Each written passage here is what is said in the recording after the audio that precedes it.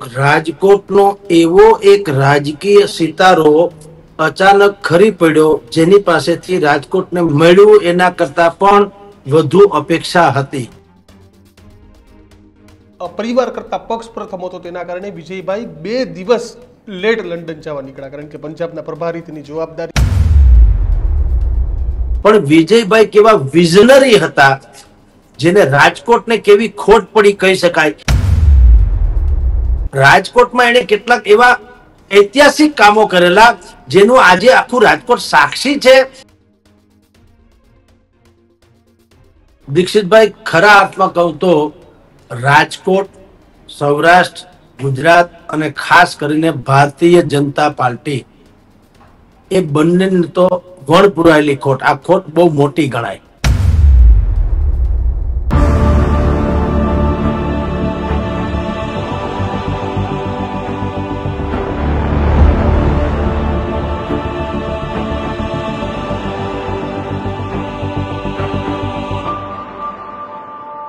નમસ્કાર, હું છું દીક્ષિત. એર ઇન્ડિયાની ફ્લાઇટમાં બેસેલા એ લોકોને કદાચ ખબર નહીં હોય કે આ તેની અંતિમ સફર હશે. જે રીતે અમદાવાદ એરપોર્ટથી હસી ખુશીથી ઘણા બધા એવા વિડીયો આવ્યા કે કારણ કે વિદેશ પ્રવાસ હોય સામાન્ય આપણા દેશમાં, આપણા વિસ્તારમાં આજે પણ વિદેશ જવું એ ખૂબ મોટી વાત છે. આજે પણ સૌરાષ્ટ્ર તમે નાના ગામમાં જાઓ, કોઈ વિદેશ પ્રવાસ જતો હોય તો આજે પણ આપણે ન્યૂઝપેપરમાં એક એડ વાંચવા મળે કે ફલાણા ભાઈનો દીકરો, ફલાણા ભાઈ વિદેશ પ્રવાસ ગયેલ છે, તેની હાર્દિક શુભકામનાઓ. એટલે ખૂબ મહત્વ રહેલું છે. પૂર્વ મુખ્યમંત્રી વિજય રૂપાણી પણ પોતાના દીકરીને મળવા માટે લંડન જતા હતા.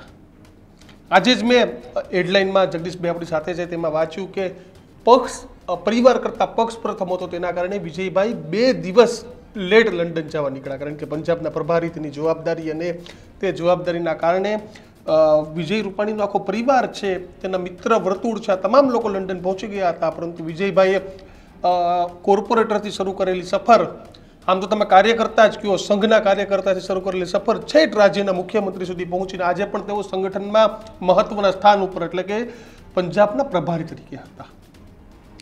અંતિમ સફરે વિજયભાઈ નીકળી પડ્યા છે. ત્યારે આપણી સાથે આ મુદ્દે વાતચીત કરવા તો નહીં, પરંતુ આખી ઘટનાક્રમને વાતચીત કરવા માટે જગદીશ મહેતા જોડાઈ ગયા છે. જગદીશભાઈ, સ્વાગત છે આપનું. જી નમસ્કાર. નમસ્કાર. જગદીશભાઈ, વિજયભાઈ રૂપાણીની અંતિમ સફર અને લગભગ પત્રકારોમાં અંતિમ વાત આપ સાથે થઈ હતી.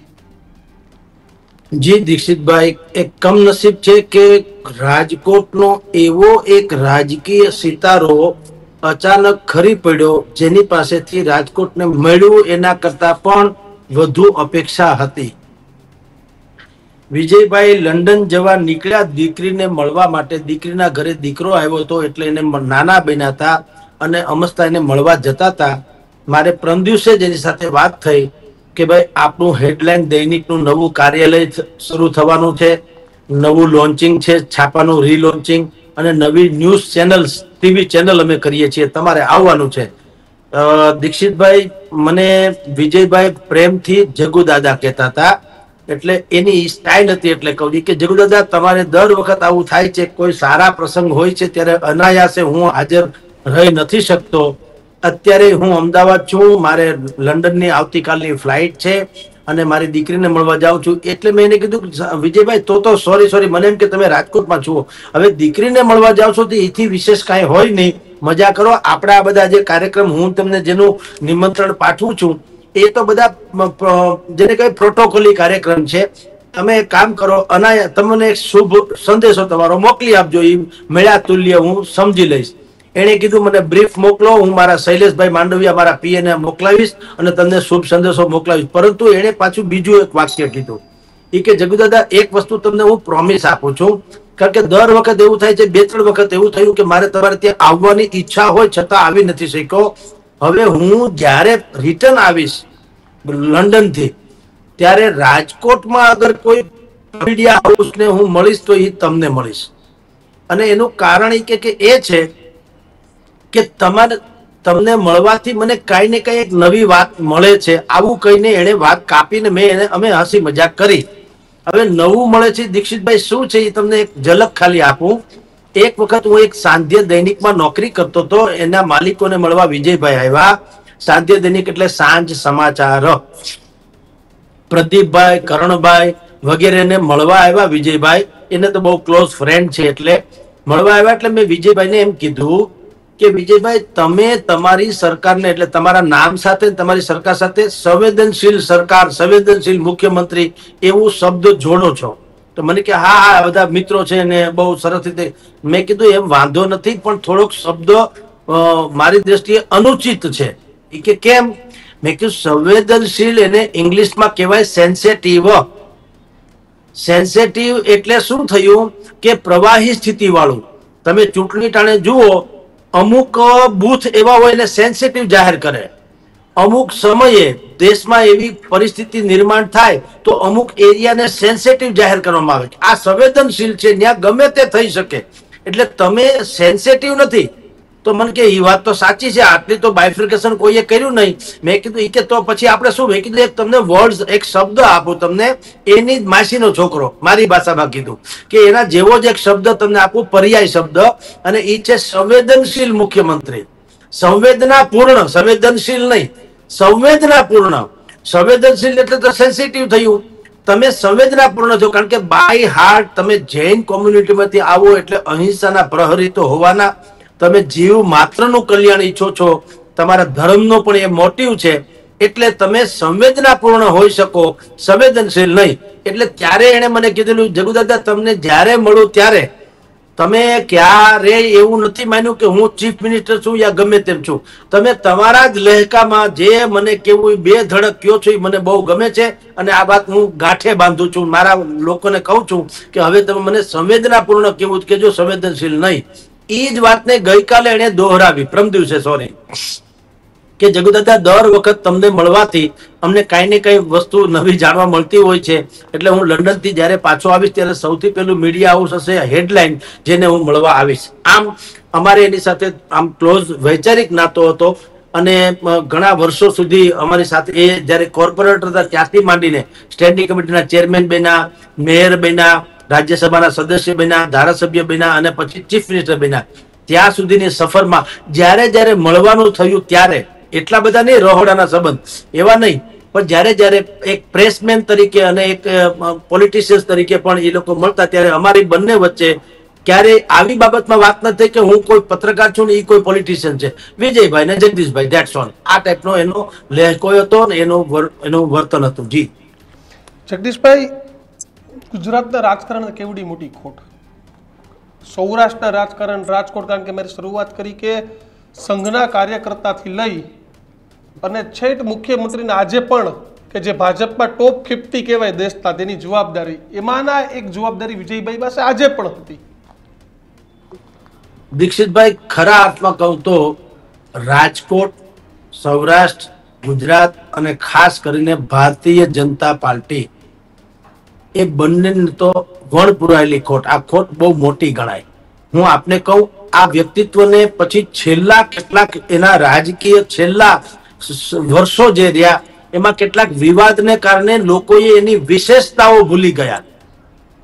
હું એને દોહરાવું, કારણ કે વિવાદ આપણા વિશે થાય સાહેબ. જાહેર જીવનમાં તમે જ્યારે આવો ત્યારે ઈર્ષાને કારણે, હરીફાઈના કારણે કે બાકી કેટલાક લોકોને અસંતોષના કારણે કેટલાક વિવાદો થતા હોય છે, અને કેટલાક વિવાદો અમસ્તા બી થતા હોય છે. આપણે એને દરકિનાર કરીએ, પણ વિજયભાઈ કેવા વિઝનરી હતા, જેને રાજકોટને કેવી ખોટ પડી કહી શકાય. વિઝનરી એટલે જયારે સ્ટેન્ડિંગ કમિટીના ચેરમેન હતા, હજી બાકી બધું તો આખા દેશે કે ગુજરાતે જોવાનું બાકી હતું કે ચીફ મિનિસ્ટર પણ શું કહેવાય, પણ જયારે સ્ટેન્ડિંગ કમિટીના ચેરમેન હતા ત્યારે તમે જુઓ રાજકોટમાં એને કેટલાક એવા ઐતિહાસિક કામો કરેલા જેનું આજે આખું રાજકોટ સાક્ષી છે અને એનો લાભ લઈ રહ્યા છે. અહીંયા એક તો બેઠો પુલ હતો, કેસરે હિન્દ પુલ કરીને, રાજા રજવાડાના વખતનો બેઠો પુલ. હવે બેઠો પુલ એટલે ચોમાસામાં આમથી આમ જવું, પાણી ભરાઈ જાય તો જઈ ન શકો એવો. એ પુલને એને પહોળો અને ઊંચો બનાવ્યો. આજે નવું રાજકોટ, જૂનું રાજકોટ બિલકુલ કનેક્ટેડ રહી શકે છે ડ્યુ ટુ કેસરે હિન્દ પુલની ઊંચાઈને કારણે. અને એનું ઉદ્ઘાટન અટલ બિહારી અડવાણીજીએ કરેલું, ને વિજયભાઈ રૂપાણી સ્ટેન્ડિંગ કમિટીના ચેરમેન હતા. 80 ફૂટનો રોડ, એનો પણ જે સાંકડો રોડ હતો એને પહોળો કરવામાં વિજયભાઈ રૂપાણીનો સિંહ ફાળો હતો સ્ટેન્ડિંગ કમિટીના ચેરમેન વખતમાં.